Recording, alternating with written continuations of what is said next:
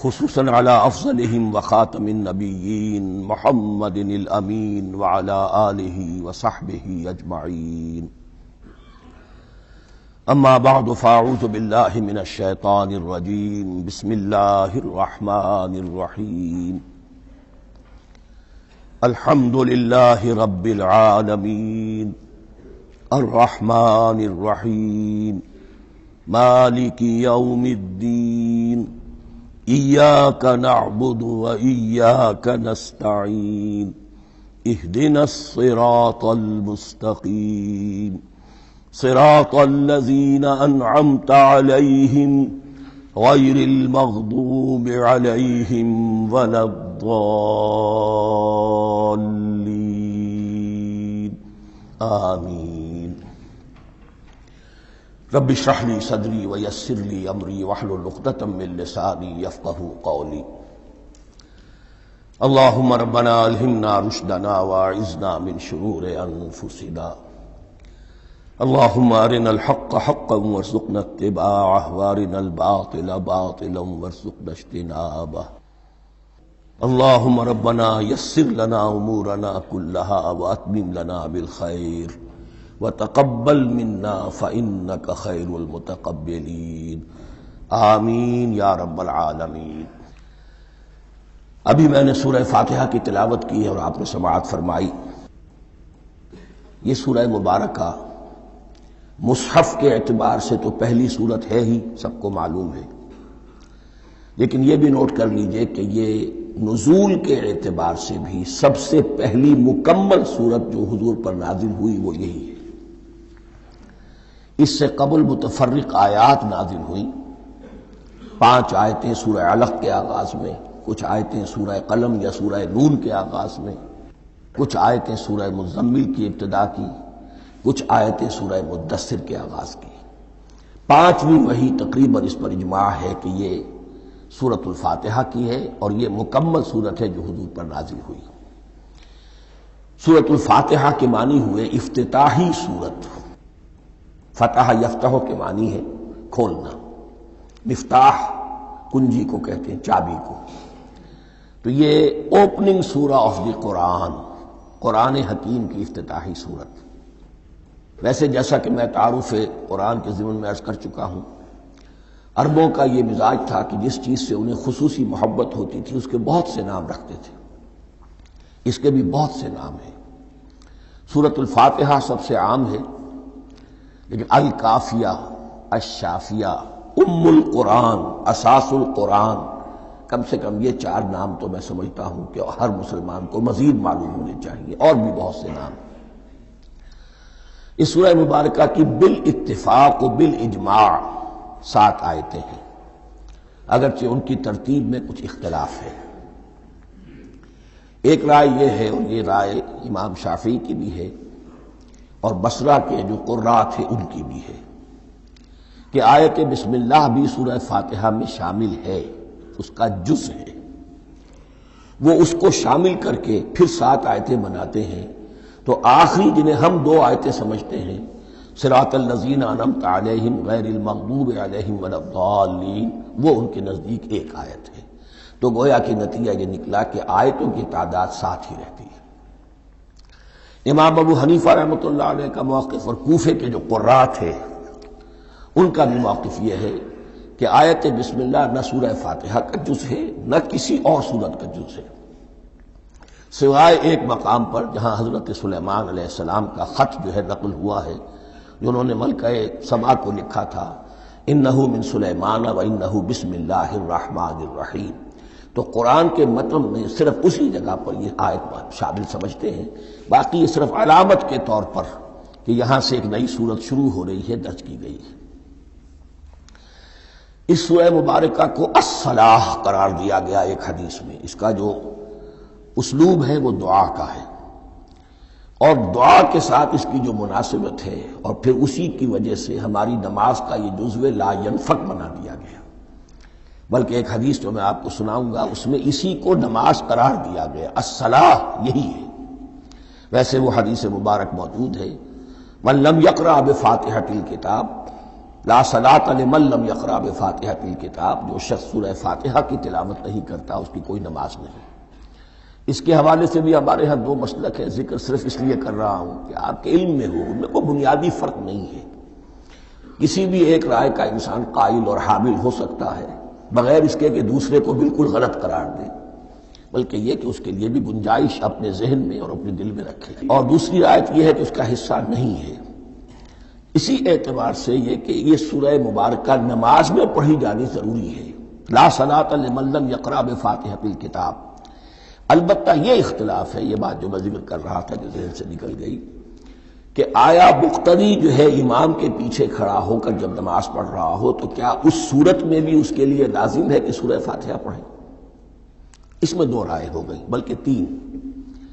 ایک رائے انتہائی ہے اور وہ فقہ حنفی کی طرف منسوب ہے کہ اگر آپ امام کے پیچھے مقتدی کی حیثیت سے نماز پڑھ رہے ہیں تو کسی بھی رکعت میں آپ سورہ فاتحہ نہیں پڑھیں گے۔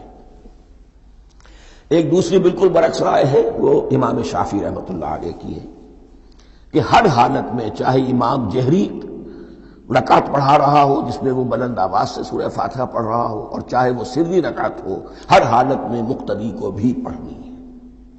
ایک تیسری رائے بین بین ہے، وہ امام مالک کی ہے رحمۃ اللہ علیہ، کہ جو سری رکعت ہے جس میں کہ امام بھی خاموشی سے پڑھ رہا ہے، مقتدیوں کو بھی پڑھنی چاہیے۔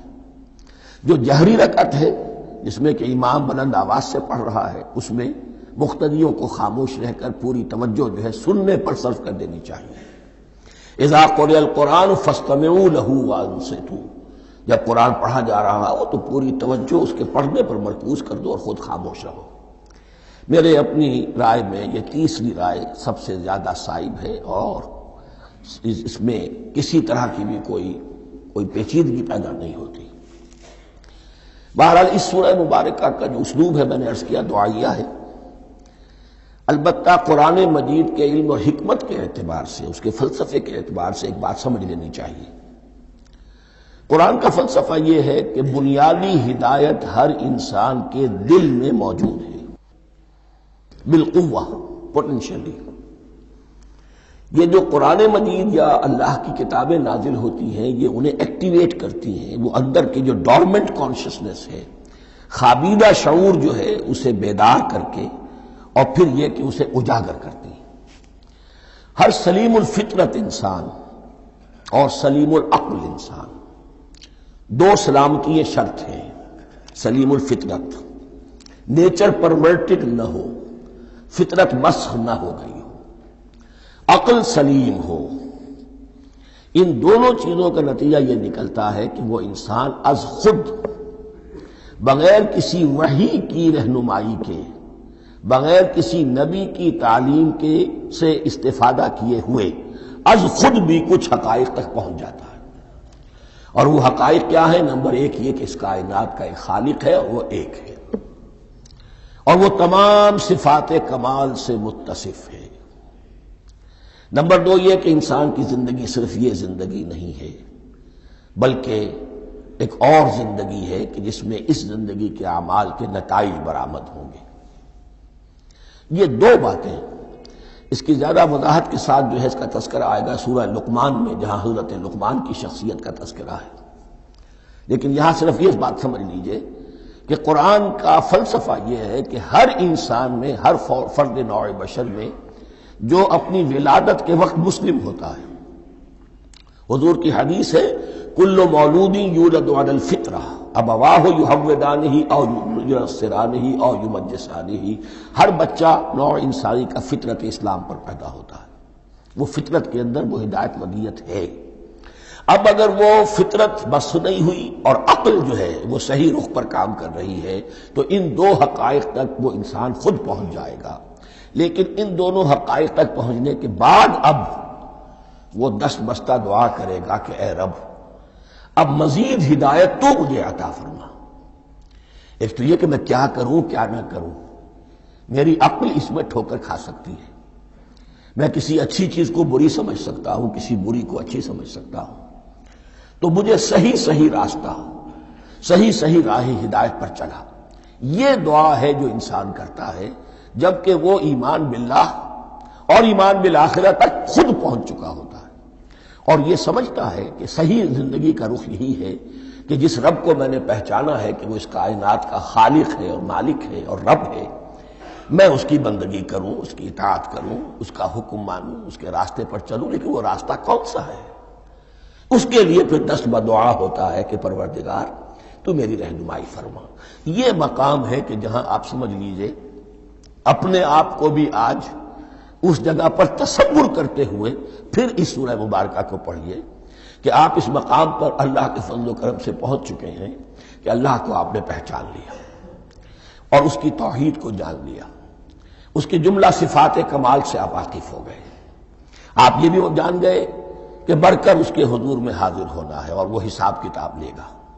پھر آپ نے یہ عہد بھی کر لیا کہ اب زندگی گزارنی ہے اس رب کی بندگی میں، اسی کی فرما برداری میں۔ اب یہاں کھڑے ہو کر آپ پوچھتے ہیں کہ اللہ مجھے وہ تفصیلی ہدایت عطا فرما، ایسا نہ ہو کہ کبھی میں کسی راستے پر چلتا ہوا کسی پگڈنڈی پر مڑ جاؤں اور وہ تھوڑی سی جو ڈیویشن ہو میرے راستے کی وہ میری عاقبت کو برباد کر دے۔ یک لحظہ غافل گشتم و صد سال راہم دور شد، اس لیے کہ ہوتا یہی ہے سیدھے راستے سے ذرا سی کوئی پگڈنڈی جو ہے تھوڑے سے اینگل پر نکلی ہے، لیکن جب چلتے جائیں گے آپ تو جتنا آگے بڑھیں گے اس پر، اس راہ صراط مستقیم سے آپ اتنے ہی زیادہ دور ہوتے چلے جائیں گے۔ یہ ہے قرآن مجید کی حکمت اور فلسفے کے اعتبار سے اس سورہ مبارکہ کا مقام۔ اب آئیے ہم بسم اللہ کرتے ہیں۔ بسم اللہ الرحمن الرحیم، شروع کرتا ہوں میں اللہ کے نام سے جو رحمان اور رحیم ہے۔ اس پر کچھ گفتگو ہو چکی ہے تعارف قرآن کے ضمن میں کہ رحمان اور رحیم دو نام ہیں کہ جو رحمت کے مادے سے نکلتے ہیں۔ رحمان میں اللہ تعالی کی رحمت کا جوش، ہیجانی کیفیت، طوفانی کیفیت، اور رحیم میں اللہ تعالی کی رحمت کا دوام اور تسلسل۔ یہ دونوں کیفیات اللہ کی رحمت میں بیک وقت موجود ہیں، جس کا ہم تصور نہیں کر سکتے۔ ہم سمندر کو دیکھتے ہیں، متلاطم سمندر ہے، اس میں ہیجان ہے، طوفان ہے۔ دریا کو دیکھتے ہیں کہ وہ سکون کے ساتھ چل رہا ہے، خاموشی سے چل رہا ہے، بہہ رہا ہے، بس تسلسل کے ساتھ بہہ رہا ہے۔ ہم ان دونوں کیفیات کو علیحدہ علیحدہ دیکھتے ہیں تو ہمارا ذہن ان دونوں کو بیک وقت اس کا تصور نہیں کر سکتا، تخیل ممکن نہیں۔ لیکن اللہ کی رحمت کی یہ دونوں شانیں مستقلاً ہر وقت موجود ہیں بیک وقت، اسی لیے ان دونوں کے درمیان کہیں حرف عطف نہیں آئے گا۔ بسم اللہ الرحمن الرحیم، الحمد للہ رب العالمین۔ کل حمد، اور حمد کو ذہن میں رکھ لیجئے، حمد مساوی ہے تعریف جمع شکر۔ عام طور پر ترجموں میں ایک لفظ لایا جاتا ہے، کل تعریف اللہ کے لیے، یہ کافی نہیں ہے۔ تعریف آپ کسی شے کی کر سکتے ہیں جس میں کوئی حسن ہے، خوبی ہے، کسی بھی اعتبار سے، خواہ آپ کو اس کے حسن و خوبی سے کوئی فائدہ حاصل نہیں ہو رہا۔ ایک پھول ہے، بہت خوبصورت ہے، بس ٹھیک ہے، خوبصورت ہے، آپ نے کہا، تعریف کر دی۔ شکر کرتے ہیں آپ اس شے کا جس سے آپ کو کوئی فائدہ پہنچا ہو، استفادہ ہوا ہو، آپ کی کوئی ضرورت پوری ہوئی ہو، آپ کی کوئی مشکل رفع ہوئی ہو۔ اور آپ دیکھیں گے کہ حمد میں یہ شکر کا پہلو غالب ہے۔ جتنی بھی دعائیں ہیں حضور سے منقول، شکر کے مقام پر وہاں حمد آتا ہے۔ بھوک لگی ہوئی تھی، کھانا کھایا، الحمدللہ الذی اطعمنی وسقانی۔ اب یہاں دیکھیے ترجمہ تعریف نہیں، شکر ہے اس اللہ کا جس نے مجھے کھلایا اور پلایا۔ آپ بیت الخلاء سے باہر آئے، نجاستیں آپ سے دور ہو گئیں، طبیعت میں انشراح ہوا، الحمدللہ الذی اذھب عنی الاذی وعافانی۔ وہ شکر ہے اس اللہ کا جس نے اذیت بخش چیزیں مجھ سے دور کر دیں اور مجھے عافیت بخشی۔ تو یہ الحمدللہ رب العالمین، اللہ تعالیٰ کا حسن و کمال اور حسن و جمال اپنی جگہ بھی اس انتہا کا ہے کہ جتنی تعریف اس کا حق ہے ہم کر ہی نہیں سکتے، لیکن اس کے احسانات اور انعامات ہم پر اتنے ہیں کہ ہم ان کو بھی گن نہیں سکتے۔ لہذا ایک ہی احصاء ہم نے کر دیا الف لام کے ساتھ، الحمدللہ رب العالمین۔ تمام تعریفیں اور کل شکر اللہ کے لیے ہیں کہ جو تمام جہانوں کا پروردگار ہے، رب ہے، مالک ہے۔ رب میں ایک مفہوم ہوتا ہے ربوبیت کا، اور اس میں مفہوم شامل ہوتا ہے تربیت کا، ربیانی صغیرہ۔ تو مالک ہونا اور تربیت دینا. آپ جس شے کے مالک ہوں گے آپ چاہیں گے اس میں بڑھوتری ہو، اس میں اضافہ ہو، وہ نشو و نما پائے. تو یہ دونوں چیزیں آپس میں ایک دوسرے کا جڑی ہوئی ہیں، پروردگار بھی اور مالک بھی. عام طور پر عربی میں رب کا لفظ مالک کے لیے آتا ہے، رب البیت، رب الدار، رب المال. تو مالک وہاں پر ظاہر بات ہے کہ اس سے مراد کیا ہے؟ مال والا، گھر والا، گھر کا مالک. تو کل شکر اور کل تعریف اس اللہ کے لیے ہے جو تمام جہانوں کا مالک بھی ہے اور پروردگار بھی ہے. الرحمن الرحیم، رحمان ہے اور رحیم ہے. اب دوبارہ اس کی میں وضاحت نہیں کروں گا. مالک یوم الدین، یوم دین کا مختار مطلق ہے. دین عربی زبان میں کہتے ہیں بدلے کو. دناہم کما دانو، کما تدینو تو دانو، یہ کہاوت ہے. جیسے اردو میں ہم کہتے ہیں جیسا کرو گے ویسا بھرو گے. کما تدینو تو دانو، تو یہ ہے بدلہ. اس کا بنیادی مفہوم جو ہے وہ بدلہ ہے. تو بدلے کا ایک دن ہے جس دن فیصلہ ہوگا کہ کون کیا کما کر لایا ہے، اسے کیا بدلہ ملنا چاہیے. آیا اس کا برائیوں کا پلڑا بھاری ہے کہ اسے سزا ملنی چاہیے، یا اس کی حسنات اور نیکیوں کا پلڑا بھاری ہے کہ اسے جزا ملنی چاہیے، اس کا انعام اور اکرام کے ساتھ معاملہ کیا جانا چاہیے. وہ ایک دن ہے، اسے ہم یوم القیامہ کہتے ہیں. اور لیکن اصل بات جو یہاں کہی گئی، یعنی ایک جملے میں 3 باتوں کا اعتراف ہو رہا ہے. بعث بعد الموت، ایک دن آئے گا کہ ہم مرنے کے بعد تمام انسان اٹھا لیے جائیں گے. پھر حساب و کتاب، پھر اللہ کے ہاں حاضری ہوگی اور حساب کتاب ہوگا. اور تیسرا یہ کہ اس حساب کتاب کے دن کا مختار مطلق اللہ ہے. یعنی کسی اور کو اپنے ذہن میں سہارا بنا کر آپ زندگی گزاریں کہ وہ مجھے چھڑا لے گا، یا وہ ہستی جو ہے اتنی زوردار ہے کہ وہ مجھے بچا لے گی. اس سے اپنے دل کو، اپنے ذہن کو بالکل پاک کر لیجئے. مالک یوم الدین ایک دوسری جگہ پر قرآن میں آیا ہے. اس روز کوئی پکارنے والا پکارے گا لمن الملک اليوم للہ الواحد القہار، آج کے دن کس کا اختیار مطلق ہے؟ اور پھر کہا جائے گا اللہ کے لیے الواحد قہار، جو پوری طرح چھایا ہوا ہے، بس تولی ہے. تو مالک یوم الدین جو جزا و سزا کے دن کا مالک ہے. اب یہاں سے کلام ایک رخ بدل رہا ہے. ابھی تک تو یہ غائبانہ انداز میں کلام ہو رہا ہے، اللہ سے خطاب نہیں آیا اس میں ابھی. الحمدللہ رب العالمین الرحمن الرحیم مالک یوم الدین. اب خطاب ہے ایاک نعبد و ایاک نستعین، ہم صرف تیری ہی بندگی کرتے ہیں اور کریں گے، اور ہم صرف تجھ ہی سے مدد مانگتے ہیں اور مانگیں گے. یہ ترجمہ میں کیوں کر رہا ہوں کہ یہ فعل مضارع ہے. عربی زبان میں فعل مضارع حال اور مستقبل دونوں کو کور کرتا ہے. ایاک کا جو ہے مفعول فاعلی جو ہے، مفعول جو ہے اس میں ضمیر مفعولی اسے پہلے لا کر حشر کا مضمون پیدا ہو گیا. ہم تیری بندگی کرتے ہیں نہیں، ہم تیری ہی بندگی کرتے ہیں اور کریں گے. حال میں ترجمہ کیجئے تو یہ اظہار حال ہے، اور مستقبل میں ترجمہ کیجئے تو یہ ایک عہد ہے، قول و قرار ہے، بہت بڑا معاہدہ ہے. وَإِيَّاكَ نَسْتَعِينُ، اور صرف تجھ ہی سے مدد مانگتے ہیں اور مانگیں گے. اس میں بھی حال کا ترجمہ اظہار حال. اللہ کرے کہ واقعی ہمارا حال وہی ہو. جب ہم یہ الفاظ کہتے ہیں تو واقعتاً ہم اس پر پورے اتر رہے ہوں کہ اسی کی بندگی کر رہے ہوں اور اسی سے ساری استعانت اور استمداد کر رہے ہیں. جہاں تک مستقبل کا تعلق ہے وہ پھر ایک عہد ہے. اہدنا الصراط المستقیم، یہ مقام وہ آ گیا کہ یہاں تک تو اے پروردگار ہم پہنچ گئے. تیرے فضل سے، تیرے کرم سے، فطرت سلیمہ بھی تیری عطا کردہ تھی، عقل سلیم بھی تیری ودیعت کردہ تھی. ان دونوں کی روشنی سے ہم یہاں تک تو پہنچ گئے. اب ہماری جو ضرورت ہے، احتیاج ہے، وہ کیا ہے؟ اہدنا الصراط المستقیم، ہدایت بخش ہمیں سیدھے راستے کی. یہاں 2 باتیں سمجھ لیجئے. انفرادی سطح پر انسان کے لیے نہ معلوم کتنے مرحلے آتے ہیں ہر روز کہ جس میں وہ ایک چھٹک کر کھڑا ہو جاتا ہے، یہ کروں یا یہ کروں. 2 آلٹرنیٹو سامنے آ رہے ہیں، فیصلہ کرنا مشکل ہو رہا ہے. قدم قدم پر ہدایت کی ضرورت ہے. اور اجتماعی طور پر نوع انسانی 3 بڑے بڑے تمدنی مسائل میں واقعہ یہ ہے کہ تسلیم کر لیا جانا چاہیے کہ عقل انسانی اس کو راستہ نہیں دکھا سکتی. عام معاشرتی سطح پر مرد اور عورت کے درمیان حقوق اور اختیارات کا کیا توازن ہو، ناممکن ہے، انسان طے نہیں کر سکتا۔ انسان یا مرد ہے یا عورت ہے۔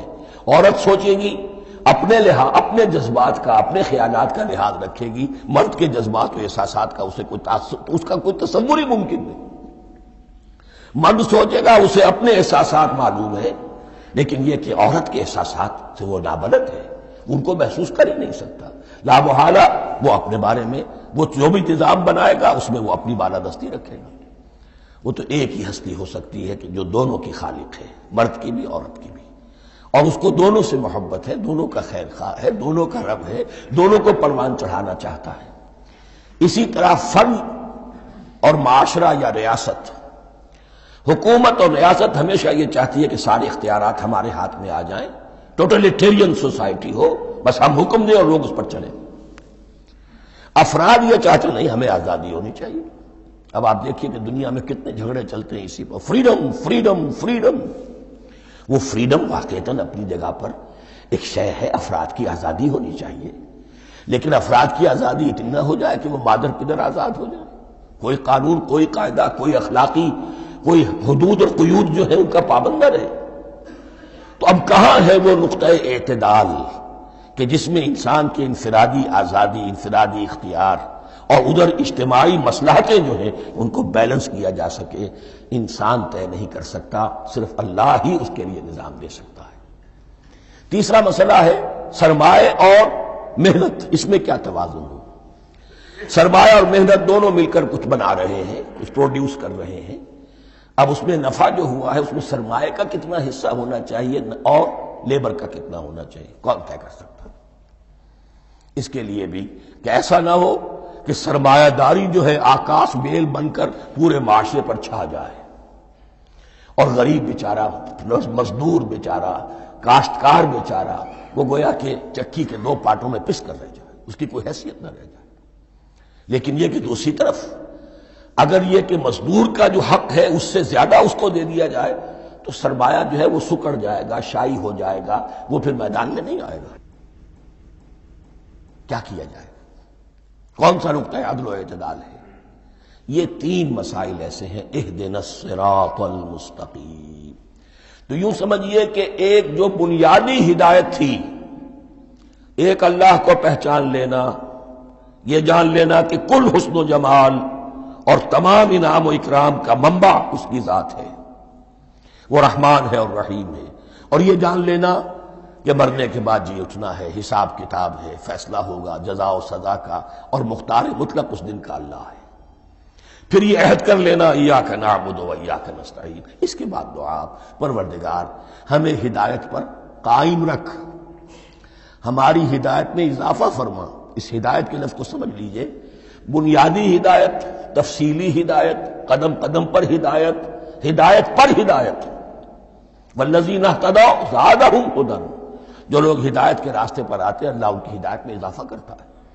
تو یہ قدم قدم پر ہمیں ہدایت کی ضرورت ہے اور مرحلہ وار ضرورت ہے۔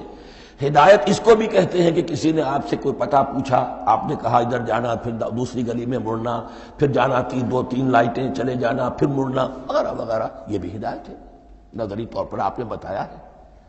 ایک ہدایت یہ ہوئی کہ بھائی میں چلتا ہوں آپ کے ساتھ، میں آپ کو وہاں تک پہنچا دوں گا تاکہ آپ کو دقت نہ ہو، آپ نے منزل تک پہنچا دیا۔ ان دونوں کے درمیان، یہ تو میں نے ایک فرد کی مثال دی ہے، اللہ اور بندے کے درمیان نہ معلوم کتنے مراحل ہیں ہدایت کے۔ تو کسی وقت بھی انسان اپنے آپ کو ہدایت خداوندی سے مستغنا نہیں سمجھ سکتا، اور نہیں تو پروردگار جو ہدایت دی ہے اس کو ہدایت پر قائم رکھ۔ کیا پتہ شیطان کا کوئی حملہ، کیا پتہ ہمارے نفس کی کوئی شرارت کسی ایسے رخ پر ہمیں ڈال دے کہ اب تک کی ساری کمائی بھی ضائع ہو جائے۔ لہذا یہ نہ سمجھیے کہ جب یہ ساری چیزیں ان کو معلوم تھی، ان چیزوں کا تو اقرار کر رہے تو اب ہدایت کون سی مانگ رہے ہیں؟ تو ہدایت کا تو بڑا میدان کھلا ہوا ہے، اور اس ہدایت کی وہ جو میں نے آخری شکل آپ کو بتائی ہے کہ منزل مقصود تک پہنچا دے، یہ ہدایت بھی قرآن مجید میں اس معنی میں بھی لفظ آیا ہے کہ اہل جنت جب جنت میں داخل ہوں گے تو جو ترانہ حمد ان کی زبان پر اس وقت ہوگا وہ کیا ہے؟ الحمدللہ الذی ہدانا لہذا وما کنا لنہتدی لولا ان ہدانا اللہ۔ کل شکر صلی اللہ کا جس نے ہمیں یہاں تک پہنچا دیا، ہدایت دی یہاں تک پہنچا دیا، اور ہم ہرگز نہ پہنچ پاتے، ہم ہرگز ہدایت یافتہ نہ ہو سکتے اگر اللہ ہی ہمیں ہدایت نہ دیتا۔ اہدنا الصراط المستقیم، سیدھا راستہ، صراط الذین انعمت علیہم، اب اس کی مزید وضاحت ہے، راستہ اس کا ان لوگوں کا جن پر تیرا انعام ہوا۔ یہ کون لوگ ہیں؟ اس کی وضاحت آپ کو ملے گی سورہ نساء میں، من یطع اللہ والرسول فاولئک مع الذین انعم اللہ علیہم من النبیین والصدیقین والشہداء والصالحین۔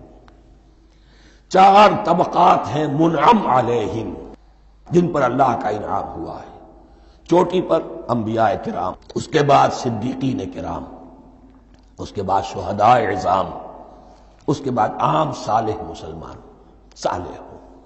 یہ بیس لائن ہے، اس سے اوپر کا درجہ شہداء کا ہے، اس سے اوپر کا درجہ صدیقین کا ہے، اور پھر اس سے اوپر کا درجہ انبیاء کا ہے۔ انبیاء میں سے پھر وہ بھی ہوتے ہیں کہ جو اولو العزم میں من الرسل ہیں، لیکن یہ چار طبقات ہیں، ان کے راستے پر ہمیں چلا۔ غیر المغضوب علیہم ولا الضالین، جو مغضوب علیہم نہیں ہوئے، جن پر تیرا غضب نہیں ہوا، اور غضب ہوتا ہے ان پر کہ جو ہدایت کے واضح ہونے کے بعد ہدایت کو ترک کر دیں، وہ ہے مغضوب علیہم۔ جنہیں ہدایت مل گئی ہو، ہدایت کو پہچان لیا ہو، پھر اپنی شرارت نفس کی وجہ سے، اپنی نفسانیت کی وجہ سے، اپنے تکبر کی وجہ سے، اپنے حسد کی وجہ سے وہ اس حق کو رد کر دیں، اس کو ترک کر دیں، ان پر اللہ کا غضب آتا ہے۔ اور اس میں اس کی بہت بڑی مثال تاریخ کے اعتبار سے یہودی ہیں۔ اللہ نے انہیں ہدایت دی، کتابیں عطا کی، تورات، انجیل، زبور، سینکڑوں نبی ان میں مبعوث کیے، 1400 برس تک نبوت کا تار ٹوٹا ہی نہیں، مسلسل۔ ابتدا میں بھی 2 نبی، موسیٰ اور ہارون، اور اختتام پر بھی 2 نبی، عیسیٰ اور یحییٰ علیہم السلام، اور ان کے مابین کوئی لمحہ نہیں آیا ہے تاریخ بنی اسرائیل میں جبکہ کوئی نہ کوئی نبی موجود نہ ہو۔ لیکن انہوں نے اپنی شرارت نفس کی وجہ سے ہدایت تورات سے بھی منہ موڑا، اور پھر سب سے بڑی بات یہ کہ ہدایت محمدی سے، ہدایت قرآنی سے بھی صلی اللہ علیہ وسلم منہ موڑا، وہ ہے مغضوب علیہم ولا الضالین، اور نہ ہی گمراہ ہوئے۔ یہ لفظ جو آتا ہے عربی زبان میں گمراہ کا بھی ہے اور تلاش حق میں بھٹکنے والے کا بھی ہے۔ ایک وہ شخص ہے جس پر حق ابھی واضح نہیں ہوا، وہ تلاش میں ہے، اس کے لیے بھی ضال کا لفظ آئے گا۔ اسی طرح کوئی شخص کسی کے عشق اور محبت میں ایسا ہو جائے، دیوانہ ہو جائے، اس کو بھی ضال کہتے ہیں، یعنی اس کے اوپر جذبات کا اتنا غلبہ ہو گیا ہے کسی کی محبت اور عشق کی بنا پر۔ تو حضور کے لیے یہ لفظ آیا ہے وَوَجَدَكَ ضَالًّا فَهَدَىٰ، اور یہ تو سورۃ الضحیٰ ہے، اکثر بیشتر لوگوں کو یاد ہوگی۔ تو یہ جو ضال کا لفظ ہے، اس میں سمجھ لیجئے ضروری نہیں ہے کہ وہ گمراہ ہو، بلکہ وہ بھی کہ جو ابھی راہ ہدایت کی طلب میں، اس کے حصول کے لیے اس کی تلاش میں کوشاں ہیں، اور وہ بھی کہ جو کسی مغالطے کی وجہ سے حق سے منحرف ہو جائے۔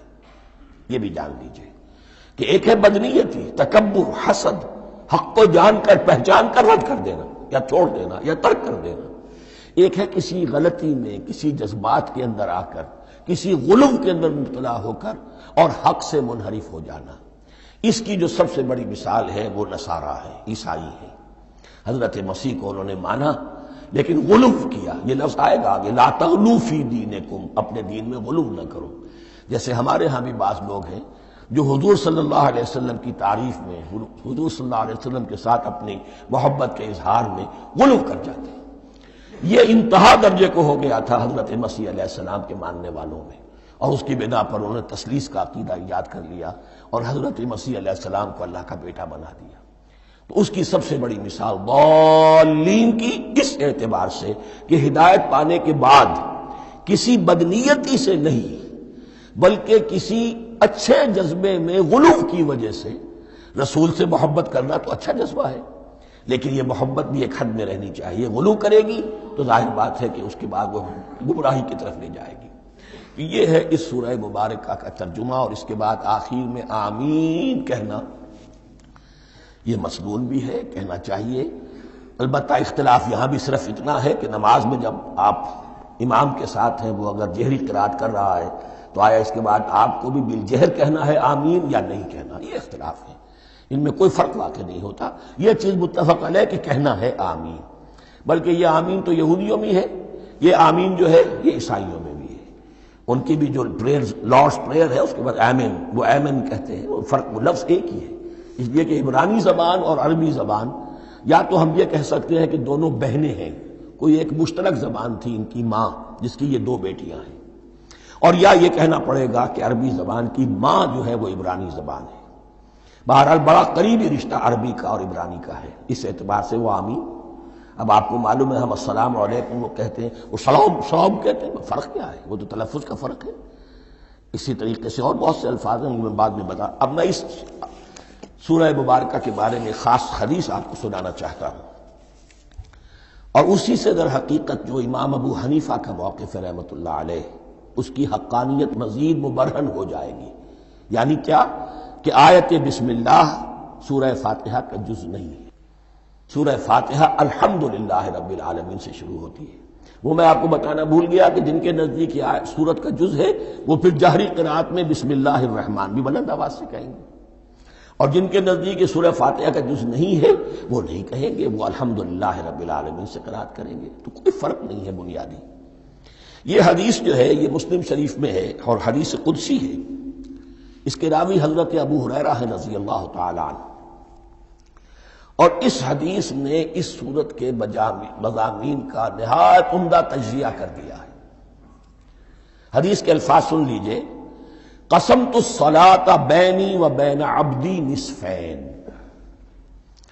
اللہ تعالیٰ فرما رہے ہیں، حدیث قدسی ہے، میں نے نماز کو، صلاۃ کو اپنے اور اپنے بندے کے درمیان آدھا آدھا تقسیم کر لیا، فنصفها لی ونصفها لعبدی، اس کا نصف جو ہے وہ میرے لیے ہے اور نصف جو ہے وہ میرے بندے کے لیے ہے، وَلِعَبْدِي مَا سَأَلَ، اور جو میرے بندے نے مانگا میں اسے دوں گا، میرا وعدہ ہے یا میں نے اسے دیا۔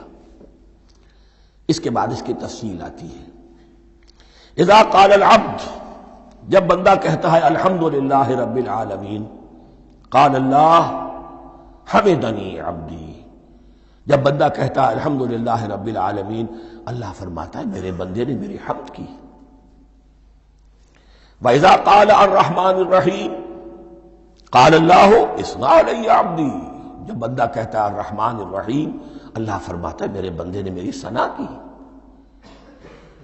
وَإِذَا قَالَ مَالِكِ يَوْمِ الدِّينِ قَالَ اللَّهُ تَعَالَىٰ مَجَّدَنِي عَبْدِي، میرے بندے نے میری تمجید بیان کی، میری بزرگی بیان کی۔ اب یہ تین آیتیں ہو گئیں، تینوں میں اللہ کی حمد ہے، ثنا ہے، تمجید ہے، یہ تین آیتیں خالص اللہ کے لیے ہو گئی۔ اب چوتھی آیت آئی، ایاک نعبد و ایاک نستعین، اس کے بارے میں جب بندہ کہتا ہے اذا قال العبد ایاک نعبد و ایاک نستعین، قال اللہ تعالی ھذا ما بینی و بین عبدی ولعبدی ما سأل، یہ میرے اور میرے بندے کے درمیان ہے۔ یہ تو یوں سمجھیے کہ یہ گرا لگ گئی ہے میرے اور میرے بندے کے مابین، اس نے مجھ سے قول و قرار کیا ہے، اس نے میری بندگی کا اعتراف کیا ہے، اس نے تسلیم کیا ہے کہ میری ہی بندگی کرتا ہے اور کرے گا، اور مجھ سے مدد چاہیے ہے۔ ھذا ما بینی و بین عبدی، یہ معاہدہ ہے، معاہدہ دو فریقوں کے مابین ہوتا، یہ میرے اور میرے بندے کے مابین ہے۔ وَلِعَبْدِي مَا سَأَلَ، اور میں نے اپنے بندے کو دیا جو اس نے مانگا، وہ میری مدد چاہتا ہے، میری مدد اس کے شامل حال رہے گی۔ فَإِذَا قَالَ، اور جب بندہ کہتا ہے اهْدِنَا الصِّرَاطَ الْمُسْتَقِيمَ صِرَاطَ الَّذِينَ أَنْعَمْتَ عَلَيْهِمْ غَيْرِ الْمَغْضُوبِ عَلَيْهِمْ وَلَا الضَّالِّينَ، قَالَ اللَّهُ تَعَالَى هَذَا لِعَبْدِي وَلِعَبْدِي مَا سَأَلَ، یہ تین آیتیں یہ میرے بندے کے لیے ہیں۔ اهْدِنَا الصِّرَاطَ الْمُسْتَقِيمَ، اسی صراط مستقیم کی وضاحت ہے مثبت، صراط الذین انعمت علیہم، اسی صراط المستقیم کی وضاحت ہے منفی انداز میں، غیر المغضوب علیہم ولا الضالین۔ یہ سب میرے بندے کے لیے ہے اور میں نے اپنے بندے کو دیا جو اس نے مانگا۔ اس کو میں نے ایک مرتبہ یہ ترازو کی شکل میں اس کو لکھوایا تھا۔ دیکھیے یہ ایاک نعبد و ایاک نستعین، یہ ہے وہ ترازی کی وہ ڈنڈی۔ واو جو ہے ایاک نعبد و ایاک نستعین، واو جو ہے گویا کہ وہ مٹھ ہے جس سے کہ ترازو کو پکڑا جاتا ہے۔ ادھر ایک پلڑا ہے جس کی 3 آیتیں ہیں، الحمدللہ رب العالمین الرحمن الرحیم مالک یوم الدین۔ اس کا نتیجہ کیا نکلا؟ ایاک نعبد۔ آپ نے شاید یہ سنا بھی ہو، ایک بہت ہی عمدہ قرات کا جو ریکارڈ ہے قاری عبدالباسط عبدالصمد کا، وہ یہیں سے چل کر سورہ فاتحہ کی قرات کر کے ایاک نعبد پر آ کر رکتا ہے۔ الحمدللہ رب العالمین الرحمن الرحیم مالک یوم الدین ایاک نعبد۔ گویا کہ یہاں یہ صورت بالکل ہاف ہو گئی ہے۔ 3 آیتوں میں اللہ کی حمد ہے، ثنا ہے، تمجید ہے، جس کا نتیجہ ہم تیری ہی بندگی کرتے ہیں، تیری ہی اطاعت کریں گے۔ لیکن اب اس کے بعد سوال ایاک نستعین، اسی کی جو استعانت کیا درکار ہے ہمیں؟ ہدایت۔ ہدایت سب سے بڑی استعانت ہے، ہدایت ہی تو سب سے بڑی مدد ہے۔ اہدنا الصراط المستقیم صراط الذین انعمت علیہم غیر المغضوب علیہم ولا الضالین۔ یہ ایاک نستعین کے حق کے ساتھ یہ 3 آیتیں آ گئیں، اہدنا الصراط المستقیم صراط الذین انعمت علیہم غیر المغضوب علیہم ولا الضالین۔ قسمت الصلاۃ بینی و بین عبدی نصفین فنصفها لی ونصفها لعبدی ولعبدی ما سأل۔ اللہ تعالیٰ اس سورہ فاتحہ کا جو اصل مفہوم ہے وہ بھی ہمارے ذہنوں پر، ہمارے شعور کی سطح پر اسے اجاگر کیے رکھے، ہمیں توفیق دے کہ جب بھی پڑھیں، جب بھی سنیں تو وہ کیفیت اگر ہو جائے۔ اس لیے کہ ایک حدیث ہے کہ الصلاۃ معراج المومنین، نماز تو اہل ایمان کے حق میں معراج کے درجے میں ہے۔ اس حوالے سے ہم یہ سمجھ سکتے ہیں کہ کوئی وقت ایسا آ سکتا ہے کہ انسان کو واقعتاً، روح انسانی واقعتاً اللہ کے یہ جواب سنے۔ انہونی بات نہیں ہے، ہوتا ہے خطاب آخر، اٹھتا ہے حجاب آخر، کرتے ہیں خطاب آخر، یہ تو ہوتا ہے۔ مخاطبہ الہی، یہ تو میں نے عرض کیا کہ ثابت ہے، مخاطبہ، محادث اور تحدیث اللہ بندوں سے کلام کرتا ہے۔ اب آئیے بسم اللہ الرحمن الرحیم، اب یہ سورہ بقرہ شروع ہو رہی ہے۔ سورۃ البقرہ جو 286 آیات پر مشتمل ہے، تقریباً 2.5 پاروں پر پھیلی ہوئی ہے۔ ہر شخص جانتا ہے کہ یہ قرآن حکیم کی حجم کے اعتبار سے سب سے بڑی سورت ہے، لیکن یہ معاملہ صرف حجم کا نہیں ہے۔ نبی اکرم صلی اللہ علیہ وسلم نے اسے سنام القرآن قرار دیا ہے۔ آپ نے فرمایا لکل شیء سنام، ہر چیز کی ایک چوٹی ہوتی ہے، جیسے اونٹ کا کوہان ہوتا ہے۔ وسنام القرآن البقرہ، سنام القرآن، قرآن کی چوٹی جو ہے وہ سورۃ البقرہ ہے۔ یہ نوٹ کر لیجئے جو میں نے کل آپ کو جو مختلف مکی اور مدنی صورتوں کے گروپوں کے بارے میں بتایا تھا کہ یہاں سے اب پہلی منزل بھی شروع ہو رہی ہے اور پہلا گروپ بھی شروع ہو رہا ہے، اور اس کے ساتھ جو اگلی صورت آئے گی وہ اس کا جوڑا ہے، سورہ آل عمران، جس کی سب سے نمایاں علامت یہ نوٹ کیجئے، یہ بھی الف لام میم سے شروع ہوئی، اگلی بھی الف لام میم سے شروع ہوگی۔ اس کے بعد 2 صورتیں مدنی اور ہیں، لیکن ان دونوں میں نہ حروف مقطعات ہے، نہ کوئی اور تمہیدی کلام ہے، براہ راست خطاب۔ سورہ نساء میں یا ایھا الناس اور سورہ مائدہ میں یا ایھا الذین آمنوا، کوئی تمہیدی بات نہیں، کوئی حروف مقطعات نہیں، براہ راست خطاب۔ وہ ایک جوڑا ہے سورہ نساء اور سورہ مائدہ، اور یہ ایک جوڑا ہے سورہ بقرہ اور سورہ آل عمران۔ سورہ بقرہ اور سورہ آل عمران کو نبی اکرم صلی اللہ علیہ وسلم نے الزہراوین بھی قرار دیا ہے۔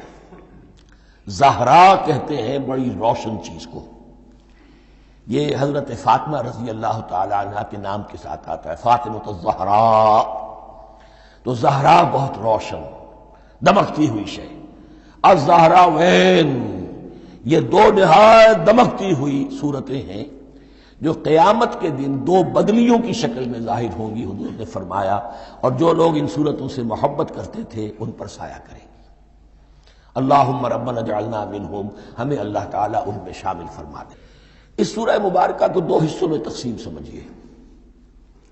ویسے تو یہ کہ رکوع آئیں گے، پارے بھی بدلیں گے اس میں، لیکن حصے دو ہیں۔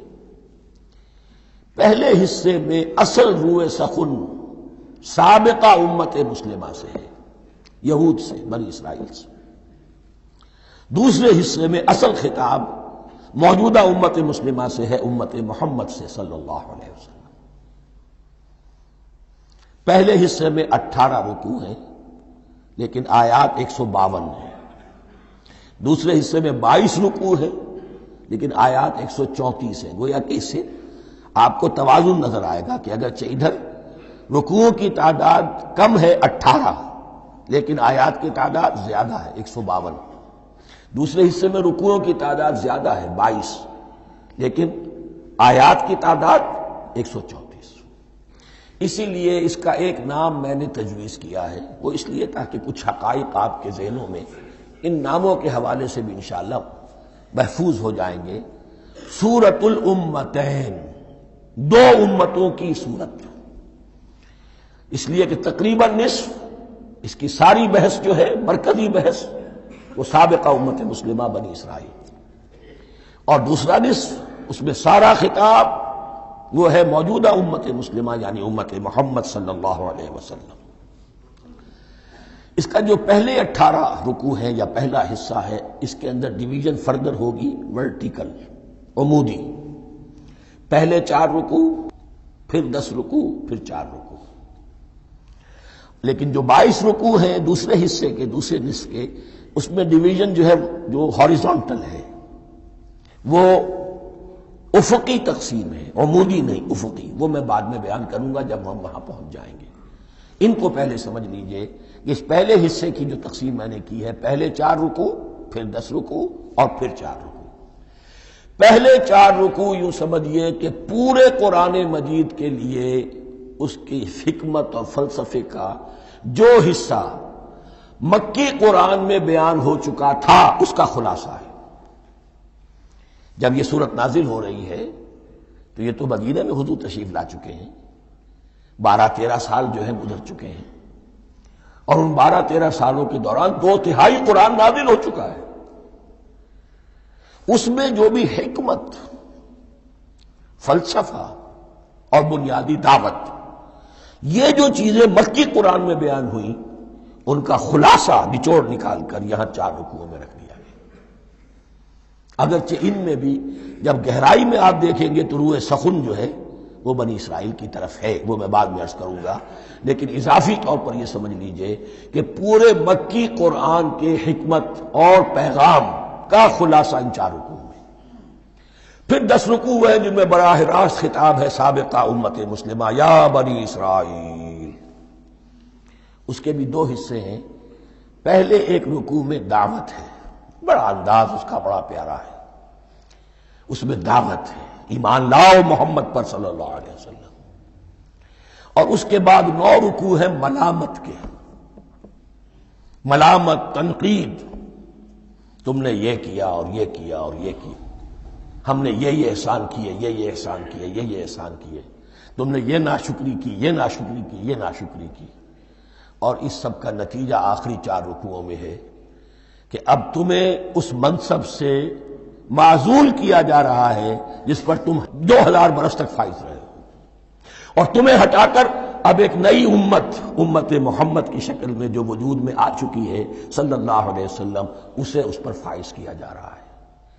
اور اس کی علامت کے طور پر اسے میں کہا کرتا ہوں کورونیشن، تاج پوشی۔ ایک امت معزول، دوسری امت اس کا نصب ہو رہا ہے، اس کی تاج پوشی کے لیے سمبل، علامت کیا ہے؟ قبلہ تحویل۔ وہ قبلہ یروشلم، سابقہ امت کا قبلہ، اب ادھر رخ نہیں ہوگا، اب اہل توحید کا قبلہ یہ مکے کی طرف ہوگا، بیت اللہ کی طرف ہوگا۔ تو تحویل قبلہ کا مضمون ہے جو ان 4 رکوعوں میں آتا ہے۔ تو یہ میں نے تھوڑی سی تمہید جو ہے آپ کے سامنے رکھ دی ہے۔ اب بسم اللہ کیجئے۔ بسم اللہ الرحمن الرحیم، الف لام میم، الف لام میم یہ حروف مقطعات ہیں، یہ علیحدہ علیحدہ پڑھے جاتے ہیں، علم نہیں پڑھ سکتے اس کو۔ الف لام میم، ہا میم ہے، ہا علیحدہ میم علیحدہ، اگرچہ لکھے ہوئے ہوتے ہیں جڑے ہوئے، کاف ہا یا عین صاد لکھے ہوئے جڑے ہوئے، پڑھے جائیں گے علیحدہ علیحدہ، قطع علیحدہ کرنا۔ تو حروف مقطعات، ان کے بارے میں ایک بات تو جو ہے اجماعی ہے، سب کے نزدیک مسلم ہے، ان کا کوئی حتمی مفہوم اور ان کے حتمی معنی کسی کو معلوم نہیں سوائے اللہ اور اس کے رسول کے۔ اس معنی میں یوں بھی کہا گیا یہ کوڈ ورڈز ہیں، جیسے کہ کوئی میسیجز جو ہیں ادھر ادھر بھیجے جاتے ہیں، سیکرٹ میسیجز، تو کچھ کوڈ ورڈز ہوتے ہیں جس سے سمجھ میں آتا ہے کہ یہ بات واقعتاً صحیح سورس سے آ رہی ہے، واللہ عالم۔ لیکن اس کا کوئی مفہوم اور اس کے معنی جو ہیں وہ اتفاق اس پر ہے، اگرچہ بعض حضرات نے کچھ اپنی سی کوشش کی ہے، کچھ مفہوم جو ہے بنانے کی، وہ اپنی جگہ پر ہے، لیکن یہ کہ کسی حضرت عبداللہ ابن عباس رضی اللہ تعالی عنہما نے بعض ایسی کوششیں کی ہیں، لیکن ان کی رائے کو بھی ان کی ذاتی رائے سمجھا گیا ہے، امت نے اسے قبول نہیں کیا۔ اجماع اور کنسنسس اسی پر ہے کہ اس کے معنی اور مفہوم کسی کو معلوم نہیں سوائے اللہ اور اس کے رسول کے۔ البتہ بعض چیزیں ایسی ہیں کہ وہ اگر نوٹ کر لی جائیں تو شاید آئندہ ہے، اس میں کچھ راز کھلنے کے امکانات پیدا ہو جائیں۔ دیکھیے عربی زبان کے جو الفابیٹس ہیں ان کی تعداد 29 ہے یا 28 ہے، میں بتا چکا ہوں۔ الف اور حمزہ کو ایک سمجھے تو 28 ورنہ 29۔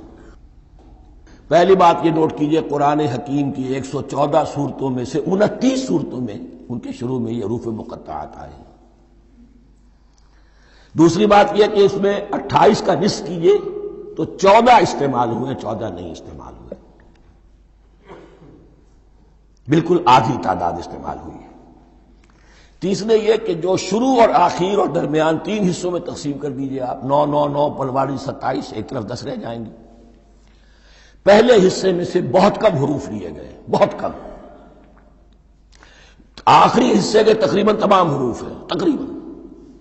درمیانی حصہ وہ ہے کہ جس میں آپ نے دیکھا ہے کہ عربی میں جوڑوں کی شکل میں ہے، صاد ضاد، فرق کیا ہے نقطے کا، سین شین فرق کیا ہے نقطوں کا، را زا فرق کیا ہے نقطے کا۔ تو جو بھی نقطے والا لفظ ہے وہ نہیں لیا گیا، اور جو بغیر نقطے کے غیر منقوط ہے وہ لیا گیا۔ پھر اس میں 3 صورتیں ہیں جن میں ایک ایک حرف آیا ہے، سورہ قاف، سورہ نون، سورہ صاد۔ پھر صورتیں ہیں جن میں 2 2 آئی ہیں، جن میں 3 3 آئے ہیں، پھر 4 4 آئے ہیں، 2 ہی صورتیں ہیں جن میں 4 4 ہیں، اور 2 ہی صورتیں جن میں 5 5 ہیں۔